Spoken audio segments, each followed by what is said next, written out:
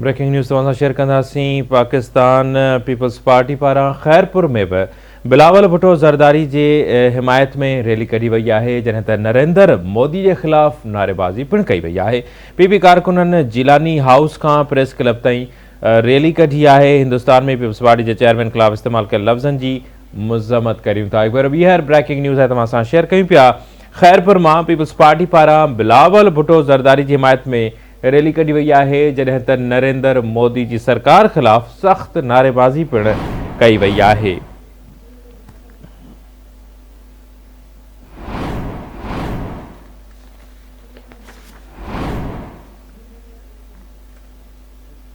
कराची में breaking news तव्हां सां शेयर कंदासीं। सिंध इतलात वारे वज़ीर शर्जील इनाम मेमण चयो आहे त इमरान ख़ान जी ब्लैकमेलिंग जा हरबा नाकाम थी चुका आहिनि। खेसि मायूसीअ खां सवाइ कुछ भी नसीब न थींदो। शर्जील इनाम मेमण चयो आहे त सिंध ऐं बलूचिस्तान सूबनि जो अवाम वक़्त ते चूंडूं चाहे थो। पाकिस्तान जी सियासत में नाले ते ॾफेड़ न पर वसी इत्तेफ़ाक़ राय जी ज़रूरत आहे। शर्जील इनाम मेमण पंहिंजो ट्वीट जारी कयो आहे। हिकु भेरो ॿीहर ब्रेकिंग न्यूज़ आहे तव्हां सां शेयर कयूं पिया। शर्जील इनाम मेमण चयो आहे त इमरान ख़ान जी ब्लैकमेलिंग जा हरबा नाकाम थी चुका आहिनि।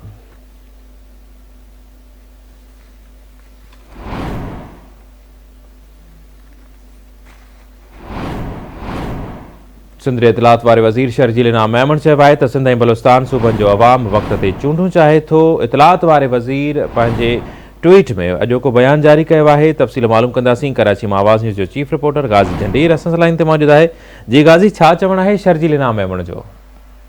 बिल्कुल अली रज़ा, इतलात वारे सूबाई वज़ीर शर्जील इनाम मेमण पंहिंजो बयान जारी कयो आहे, जंहिं चयो आहे त इमरान ख़ान खे हिकु भेरो ॿीहर ख़ुआरीअ खे मुंहुं ॾियणो पवंदो, छाकाणि त इमरान ख़ान ब्लैकमेलिंग वारी सियासत जा जेके हरबा हलाए रहियो हो उहे सभई हरबा नाकाम थी चुका आहिनि। सिंध तोड़े बलूचिस्तान जे सूबनि जो अवाम मुक़ररु वक़्त ते आम चूंडूं चाहे थो। शर्जील इनाम मेमण अॼु पंहिंजे जारी कयल बयान में इहो पिणु चयो आहे त पाकिस्तान सियासत जे नाले ते इंतशार जी इजाज़त न ॾिनी वेंदी, बल्कि सॼी जेका मुल्क जी लीडरशिप आहे, नेशनल लीडरशिप, उन्हनि जो वसी पैमाने ते इत्तेफ़ाक़ राय आहे त जेका इंतशार वारी सियासत आहे उनखे रद्द कयो वेंदो। इमरान ख़ान हर रोज़ पंहिंजी वीडियो प्रेस कॉन्फ्रेंस में मुआशी ऐं सियासी इंतशार फैलाइण जी कोशिशूं करे पियो, जेके मुकमल तौर ते नाकाम वेंदियूं। जी, वॾी महिरबानी गाज़ी।